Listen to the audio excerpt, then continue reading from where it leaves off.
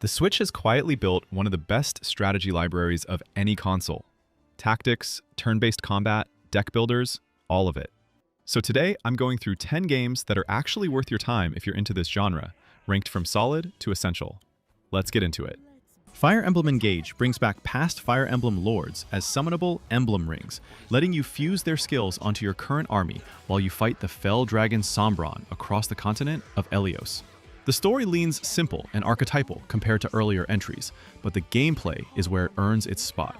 The Somniel hub lets you train, cook, and build supports between battles, while combat itself revolves around engage attacks and emblem-specific skills that dramatically change how each unit plays. Maps are built around terrain gimmicks and objective variety rather than just attrition, and the difficulty curve on higher settings genuinely rewards positioning and turn planning. Class options are deep, weapon triangle is back with real consequences, and permadeath on classic mode keeps every fight tense.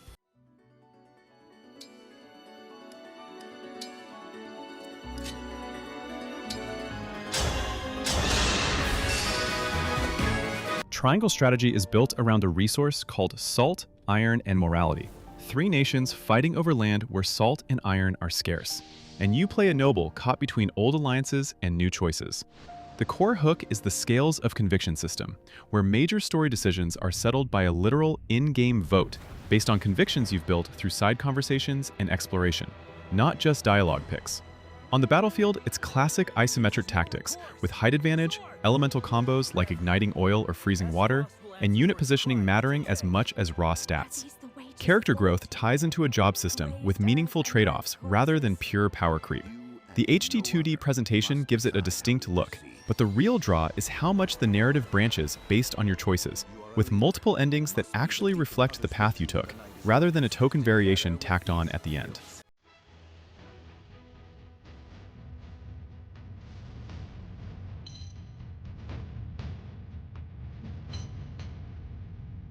SteamWorld Heist Ultimate Edition.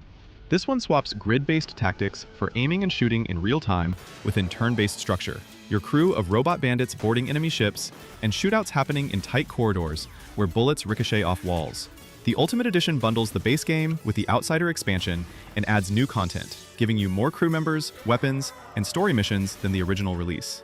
The plot follows a ragtag spacefaring crew dealing with pirates, corporate factions, and a looming threat across a steampunk in space setting, told with a dry sense of humor that doesn't take itself too seriously. Mechanically, the appeal is in the aiming skill, cover system, and character abilities that let you plan trick shots and chain kills across a single turn. Ship layouts are handcrafted rather than random, so each mission feels like a small puzzle.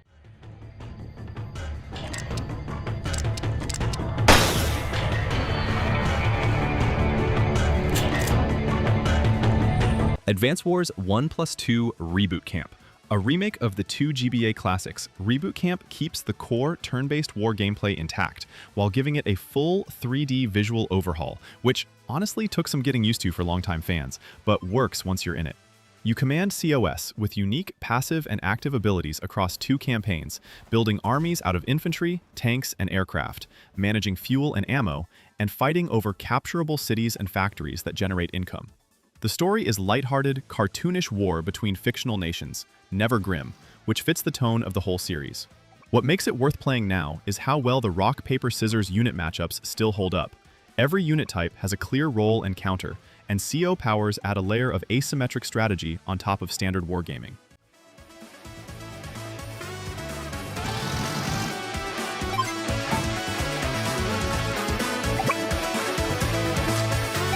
Tactics Ogre Reborn is a remaster of Tactics Ogre Let Us Cling Together, following Denham Pavel through a civil war on the island of Valeria, a story dealing with ethnic conflict, betrayal, and the cost of choosing sides. Genuinely one of the darker and more mature narratives in tactical RPGs. The remaster reworks the class and job system, adds a rebalanced difficulty curve, and introduces the Chariot Tarot system, letting you rewind individual turns instead of restarting whole battles, which changes how forgiving the game feels without removing the challenge. Combat is grid-based, with height, facing direction, and formation all mattering, and the job system lets you reclass units freely once unlocked, encouraging experimentation. Branching story paths based on choices lead to different routes and endings, and the World Tarot card lets you revisit past decision points on a second playthrough.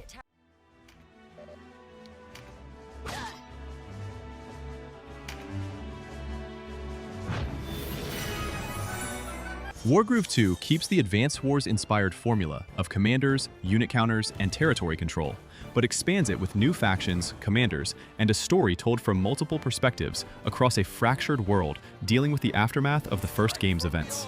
Groove abilities, special commander powers charged by combat, remain central to strategy, letting you turn a losing fight around at the right moment. This entry leans harder into its map editor and multiplayer tools, with more customization options for building and sharing custom campaigns and skirmishes, which has become a big part of its community. Roguelike light modes were added too, giving runs a different structure than the campaign's straightforward missions. The pixel art style is charming without being simplistic, and the humor in the writing keeps things light.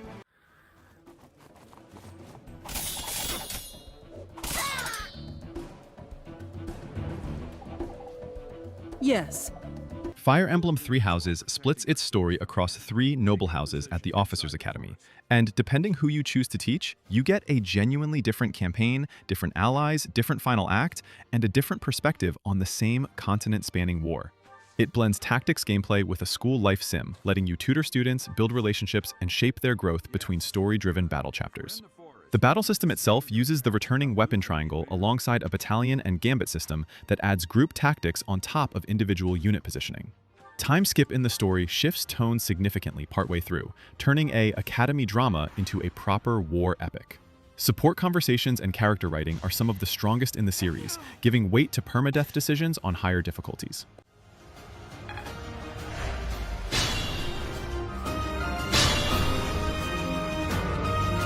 Fine opportunity. Here's the combat art site. Final Fantasy Tactics: The Ivalice Chronicles. This is a full remaster of the original Final Fantasy Tactics, following Ramza Beowulf through the Lion War, a story of political betrayal, class conflict, and a conspiracy involving demons hiding among nobility, still one of the sharpest narratives in tactical RPGs decades later. The remaster brings updated visuals, a newly retranslated script closer to the original Japanese tone, and quality of life adjustments to the job system and battle pacing without gutting what made the original demanding. Combat remains grid-based, with height and facing mattering heavily, and the job system lets you build hybrid classes by mixing learned abilities across disciplines, one of the deepest customization systems in the genre's history. Zodiac compatibility and permadeath on defeated units in some difficulty settings keep tension high throughout. So here it ends.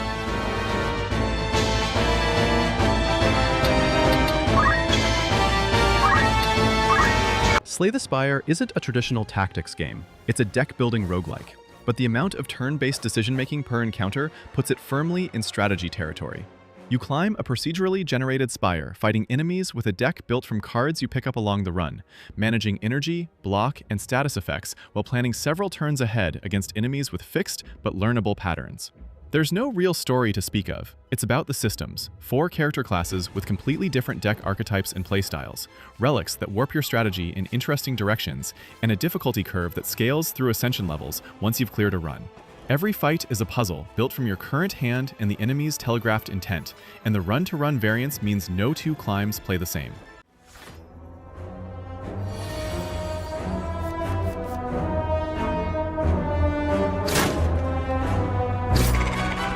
Unicorn Overlord follows Elaine, exiled Prince of Cornea, rebuilding an army to reclaim his kingdom from the empire that took it. A fairly familiar political fantasy setup, elevated by how the game is actually played. Instead of controlling units turn by turn on a grid, you build squads of up to 5 characters with formations and equipment, then send them to auto-battle on a real-time overworld map, with battle outcomes shaped entirely by pre-fight setup rather than live input. Positioning within a squad, skill triggers, and item timing all matter heavily, turning combat prep into the real strategic layer instead of moment-to-moment execution. The overworld itself is dense with liberation objectives, hidden units, and side content that rewards exploration alongside the main campaign. It's a different structural approach to tactics than most games on this list, closer to squad-based strategy than grid tactics.